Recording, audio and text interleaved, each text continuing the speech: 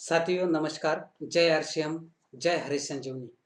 आज हम जानकारी लेंगे रैपिड, जो हरि संजीवनी का प्रोडक्ट है। रैपिड ये कीट रोधक है। जैसे कि मार्केट में हमें बहुत सारे इंसेक्टिसाइड मिलते हैं, यानी कि कीटनाशक मिलते हैं, लेकिन उसी प्रकार में से एक है रैपिड। लेकिन रैपिड ये कीटनाशक नहीं है, ये कीट रोधक है। तो एक्चुअल रैपिड काम क्या करता है, यानी कि कौन से कीट को ये रोकने का काम करता है। अगर हम देखते हैं तो आज पूरे भारत में अगर देखा जाए तो जो पत्ता सब्जियां होती है या फल सब्जियां होती है, उनकी खेती बहुत ज़्यादा पैमाने पर पूरे साल भर यानी कि 12 माह होती है। तो ऐसे में ये जो फसलें हैं इनके ऊपर बहुत सारी बीमारियां आती है। उसमें सकिंग पेस्ट भी होते हैं, इंसेक्ट भी होते हैं। तो इसी में से सकिंग पेस्ट यानी कि रज चूसक कीट, ये जो रज चूसक कीट है सबसे पहले हमारे फसलों के ऊपर अटैक कर देती है। और सबसे ज़्यादा जो नुकसान है किसान का, वो ये सकिंग पेस्ट यानी कि रस चूसक कीटक ही करते हैं। तो ऐसे जो रस चूसक कीटक है, इनको रोकने का काम और इनसे हमारे फसल का प्रोटेक्ट करने का काम ये रैपिड करता है। तो आइए जानते हैं रैपिड के बारे में।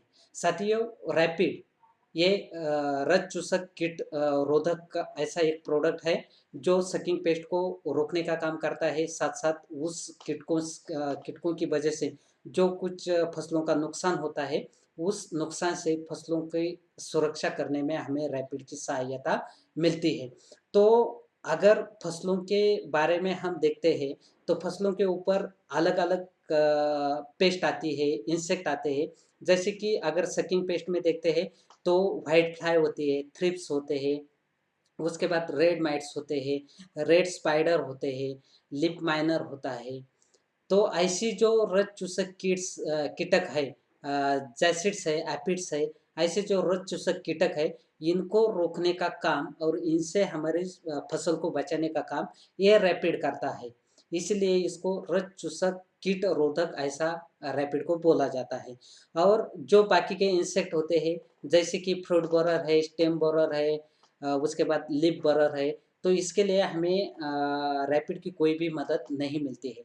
तो हमें रैपिड का इस्तेमाल सिर्फ फसलों पर आने वाली जो रज चूसक कीट है, इस रज चूसक कीट को रोकने के लिए ही हम रैपिड का इस्तेमाल कर सकते हैं। रैपिड को हम यूज कर सकते हैं।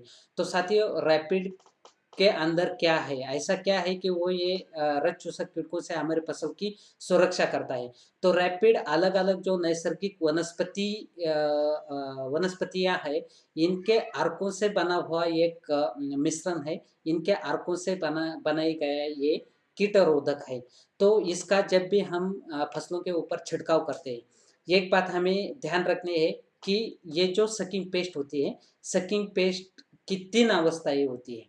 जैसे कि पहली अवस्था होती है अंडा अवस्था, यानी कि इस अवस्था में वो जो अंडे होते हैं, वो अंडों में से जो सकिंग पेस्ट होती है, रज चूसक कीट होती है, ये जन्म लेती है।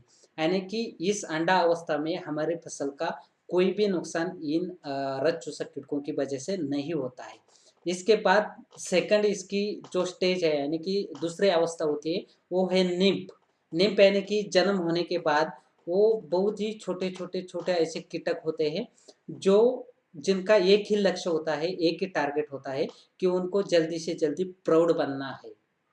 अब देखिए, इस अवस्था में जल्दी से जल्दी अगर उनको प्रौढ़ बनना है, तो वो क्या करते हैं, फसलों के ऊपर ऐसा अटैक करते हैं कि फसलों के जो पत्ते होते हैं, पत्तों में से ज़्यादा जो रस होता है, वो चूसने का प्रयास करते हैं, क्योंकि उनको जल्दी से जल्दी प्रौढ़ बनना है।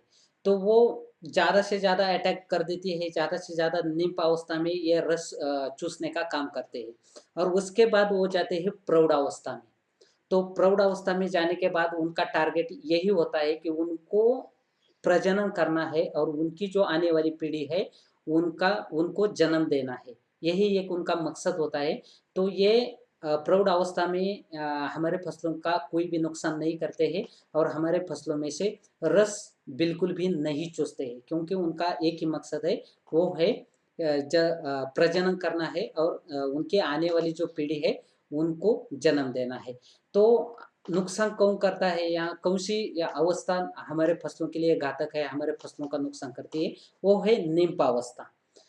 बहुत सारे जगह पर अगर हम देखते हैं तो हम क्या कहते हैं, रैपिड का इस्तेमाल किया, फिर भी जो पत्ते हैं वो पत्ते सीधे नहीं हुए, पत्ते पूरी तरह से सिकुड़ गए। ये क्यों होता है? क्योंकि ज़्यादातर किसान जो है वो प्रौढ़ अवस्था में ये कीटक दिखाई देते हैं, आँखों को दिखाई देते हैं, उसके बाद ट्रीटमेंट करते हैं, उपचार करते हैं। तो उसकी वजह से क्या होता है कि उससे पहले ही, यानी कि उसकी पहली वाली जो स्टेज थी, अवस्था थी, निम्फ अवस्था, इसी अवस्था में ये कीटक उनकी फसलों से रस चूस चुके होते हैं, और उसी वजह से प्रौढ़ अवस्था में तो वो रस नहीं चूसते हैं, लेकिन दवाई कब गई है, छिड़काव कब किया है, वो प्रौढ़ अवस्था में। इसी वजह से जो नुकसान होना था वो हो चुका था। इस वजह से वो जो पत्ते हैं वो सिकुड़ जाते हैं, पूरी तरह से वो उसकी ग्रोथ फसल की रुक जाती है। तो हमें ज़्यादा से ज़्यादा ये जो रस चूसक कीट है, इसको आने से पहले ही रैपिड का छिड़काव करना बहुत ही ज़रूरी है। क्योंकि क्या होता है, शुरू में तो निम्फ अवस्था में बहुत सारे रस चूसक कीट होती है। अगर निम्फ अवस्था में ही हम रैपिड का छिड़काव कर देते हैं, तो खाने वाली, यानी कि रस चूसने वाली तो निम्फ अवस्था है। तो इसी निम्फ अवस्था में अगर उसके ऊपर रैपिड जाता है, तो रैपिड क्या काम करेगा यहाँ पर, कि जैसे ही रैपिड का हम छिड़काव करते हैं, और ये जो निम्फ अवस्था में रस चूसक कीट होती है, ये जैसे ही पत्तों से रस चूसने का प्रयास करती है, तो उनका जो थ्रोट होता है वो पूरी तरह से चॉकअप हो जाता है। आप देखिए, थ्रोट चॉकअप हो गया मतलब वो कोई भी अन्न फसलों से नहीं ले सकते, यानी कि जो रस वो चूसते हैं वो रस चूसकर वो नहीं ले पाते हैं। और इसी वजह से वो 3-4 दिनों तक बिना अन्न पानी के, यानी कि कोई भी रस न चूसते हुए भी वो जिंदा रहते हैं, और रस न चूस पाने की वजह से वो 3-4 दिन में खत्म हो जाते हैं, यानी कि मर जाते हैं। और दूसरा एक परिणाम ऐसा होता है रैपिड के छिड़काव से, कि पहला तो हुआ, थ्रोट को पूरी तरह से चॉकअप कर देता है। दूसरा एक ऐसा परिणाम होता है कि उनकी जो नर्वस सिस्टम होती है वो पूरी तरह से कोलैप्स होती है, पूरी तरह से डैमेज हो जाती है। और जैसे ही ये नर्वस सिस्टम डैमेज हो जाती है, तो जो रक्त चूसक कीट होती है उनको, उनके समझ में कुछ भी नहीं आता है, यानी कि उनको न खाने पीने का सूझता है, ना कोई कुछ और सोचता है, वो पूरी तरह से हैंग हो जाते हैं। इस वजह से वो क्या होता है कि उनकी जो आने वाली पीढ़ी होती है उनका प्रजनन नहीं कर पाते हैं, और उनको जन्म नहीं दे पाते हैं। तो इससे क्या होता है कि रैपिड जो निम्फ अवस्था होती है उसको भी पूरी तरह से रोक देती है, उसको ख़त्म कर देती है, और नर्वस सिस्टम डैमेज होने के कारण उनकी जो आने वाली पीढ़ी है उसका प्रजनन नहीं होता है। इसलिए हमारे फसल के ऊपर रैपिड का छिड़काव करने के बाद जल्दी से इन कीटकों का फिर से अटैक नहीं दिखाई देता। तो देखिए, कोई भी सब्जियां हो या कोई भी फसल हो, उसके ऊपर तो सकिंग पेस्ट हमेशा आती है, सबसे पहले आती है। तो हमें ये बात याद रखनी है, रैपिड हमें जब ये सकिंग पेस्ट नहीं दिखती है तभी उसका छिड़काव करना चाहिए, या फिर जैसे ही हमें ये कीटक दिखाई देते हैं तुरंत रैपिड का छिड़काव करना बहुत ही ज़रूरी है। और एक बात है कि अगर ये सकिंग पेस्ट का अटैक हो चुका है, और अगर पत्ते टेढ़े-मेढ़े हो चुके हैं, सिकुड़ गए हैं, तो रैपिड का छिड़काव करने के बाद भी, या फिर मार्केट की अगर कोई भी दवाइयों का छिड़काव हम किसान को सजेस्ट करते हैं, तो उसके बाद भी जो सिकुड़े हुए पत्ते हैं, यानी कि टेढ़े-मेढ़े हुए जो पत्ते हैं, वो अंत तक, यानी कि फसल की अंत तक वो सीधे नहीं होते हैं।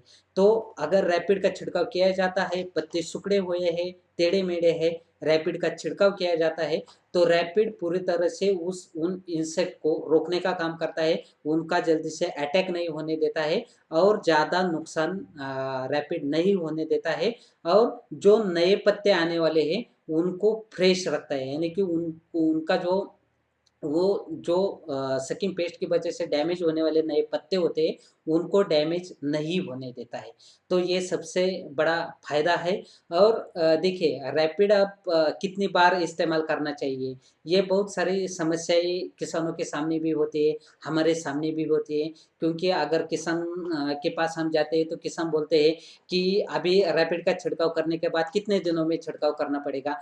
तो देखिए ये सकिंग पेस्ट क्या होती है, आजू-बाजू में भी बहुत सारे प्लॉट होते हैं। अगर हम बीच वाले प्लॉट में रैपिड का इस्तेमाल करते हैं, लेकिन उसके बाद आजू-बाजू के खेतों में अगर कोई भी ट्रीटमेंट नहीं जाती है, कोई भी छिड़काव नहीं जाता है, तो वहाँ के कीटक जो होते हैं वो रैपिड का छिड़काव करने के बाद 3-4 दिन बाद इस खेत में आकर बैठते हैं। तो अगर उस खेत से इस खेत में आते हैं तो हमें कुछ ना कुछ यानी कि अगर 3-4 दिन में ही आते हैं तो ज़्यादा नुकसान हमारा नहीं होने वाला है, क्योंकि रैपिड उनको रस चूसने नहीं देगा। यानी कि वो अगर वो रस चूसने का प्रयास करेंगे तो उनका थ्रोट चॉकअप हो जाएगा। लेकिन अगर 6 दिन 8 दिन हो जाते हैं तो अगर आजू-बाजू के प्लॉट में से अगर कुछ कीटक इस प्लॉट में रैपिड वाले प्लॉट में आते हैं तो 100% वहाँ पर वो नुकसान कर देते हैं। तो इस वजह से अगर एनवायरनमेंट यानी कि वातावरण अगर खराब है, यानी कि वातावरण ठीक नहीं है, तो हमें रैपिड का छिड़काव 6 से 8 दिन में करना ज़रूरी है। यानी कि पहला छिड़काव होने के बाद 6 से 8 दिन में हमें फिर से छिड़काव करना ज़रूरी है। अगर वातावरण साफ है, यानी कि अच्छा है, तो ऐसी स्थिति में हम 15 से 20 दिनों तक रैपिड जो है, वो रैपिड हमारे फसल में काम करेगा और 15 से 20 दिन में हमें छिड़काव की ज़रूरत पड़ेगी। लेकिन ये सब कुछ जो डिपेंड है वो सकिंग पेस्ट के अटैक के ऊपर और ये वातावरण के ऊपर। और रैपिड कितनी मात्रा में हमें इस्तेमाल करना है, तो वो 2 ml पर लीटर पानी इस अनुपात से हमें रैपिड का इस्तेमाल करना है। अब देखिए जैसे मिर्च जैसा फसल है, मिर्च के ऊपर तो सबसे ज़्यादा सकिंग पेस्ट का अटैक होता है। और मिर्च एक ऐसा बहुत ही सेंसिटिव फसल है, जैसे कि अगर थोड़ी भी सकिंग पेस्ट का अटैक हो जाता है, तो वो तुरंत उसके जो पत्ते होते हैं वो सिकुड़ जाते हैं, टेढ़े-मेढ़े हो जाते हैं। उसको चिली लिप कर्ल बोला जाता है। और पूरे इंडिया में, पूरे हिंदुस्तान में किसान इसी मिर्च की फसल लेने वाले जो किसान है, वो सकिंग पेस्ट से ही ज़्यादा से ज़्यादा परेशान है। तो ऐसे में हम क्या कर सकते हैं, अगर कहीं पर मिर्च का प्लॉट है, वहाँ पर अगर अटैक हो चुका है, पत्ते टेढ़े-मेढ़े हो रहे हैं, लीफ कर्ल आ रहा है, तो ऐसे समय में हमें रैपिड 2 ml पर लीटर लेना है। और उसके साथ कोई ना कोई गैस पॉइज़न यानी कि केमिकल में, जैसे कि डाइक्लोरवास यानी कि नोआन आता है, या फिर एसीफेट यानी कि एसीटॉप नाम से हमें मिल जाता है, या फिर धानुसान हम ले सकते हैं। तो ऐसा कोई भी एक गैस पॉइज़न लेना है और रैपिड के साथ मिलाकर हमें छिड़काव करना है। तो उससे क्या होता है, जल्द से जल्द हम उस बीमारी को, उन रक्त चूसक कीटकों को ऐसे सेंसिटिव फसलों से उनको हटा सकते हैं, उनको पूरी तरह से कंट्रोल कर सकते हैं।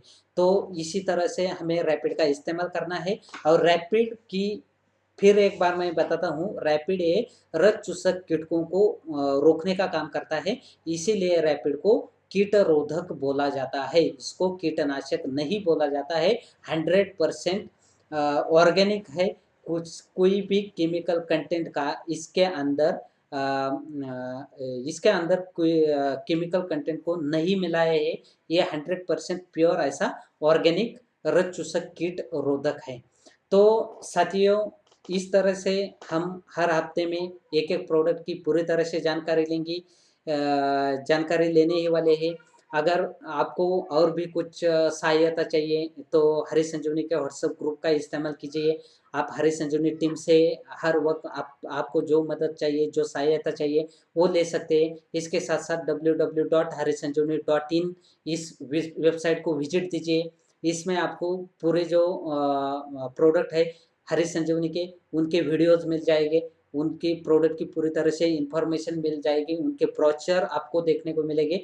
वहाँ यहाँ पर आपको अलग-अलग जो फसलें हैं, इनकी पीडीएफ फाइल भी आपको डाउनलोड आप कर सकते हैं। इसके साथ-साथ जो एग्रीकल्चर यूनिवर्सिटीज़ के जो टेस्ट रिपोर्ट है हरी संजीवनी के, हरी संजीवनी है, रैपिड है इनके। इसके साथ साथ सॉइल हेल्थ है, फ्रूट स्पेशल है, और जो गवर्नमेंट लैब टेस्टिंग रिपोर्ट है, वो रिपोर्ट भी आप डाउनलोड कर सकते हैं वेबसाइट से। तो आप इस वेबसाइट को ज़्यादा से ज़्यादा इस्तेमाल कीजिए, ज़्यादा से ज़्यादा इस वेबसाइट का आप मज़ा ले सकते हैं, आप इसका उपयोग कर सकते हैं। तो इससे आपको ज़्यादा से ज़्यादा बिजनेस ग्रो करने में आपको मदद मिलेगी। किसानों को आप इसमें से बहुत सारे कुछ चीज़ें दिखा सकते हैं। हरी संजीवनी का यूट्यूब चैनल है, उस पे अलग-अलग फसलों के ऊपर लिए गए जो रिज़ल्ट है, उनके वीडियोज़ है, वो भी हम किसानों को दिखा सकते हैं, या फिर हमारे पूरी टीम को हम दिखा सकते हैं। यूनिक एजुकेशन सिस्टम चैनल के ऊपर अलग-अलग जैसे कि सॉइल हेल्थ है, उसके बाद प्लांट हेल्थ है, हरी संजीवनी है, बहुत ही शानदार, जानदार ऐसे सेमिनार्स है, प्रोडक्ट की इन्फॉर्मेशन है, वो भी हम किसानों को दिखा सकते हैं, हम खुद भी उसको देख सकते हैं। इसके साथ-साथ हम हमारी टीम को भी वो चीज़ें दिखा सकते हैं। तो इससे हमें बहुत लाभ मिलता है, इसके साथ-साथ इसका हमें बहुत ही फ़ायदा मिलता है। तो साथियों, इस हफ़्ते हम यहीं पर रुकते हैं, आने वाले मंडे को हम फिर एक बार दूसरा प्रोडक्ट लेके आपके सामने हाज़िर होंगे। जय आरसीएम, जय हरी संजीवनी। जहर मुक्त खेती, जहर मुक्त खाना, स्वस्थ भारत का निर्माण। जय जवान, जय किसान। लाए हरित संजीवनी, पाए हरित संजीवनी, लाए हरित संजीवनी, पाए हरित संजीवनी।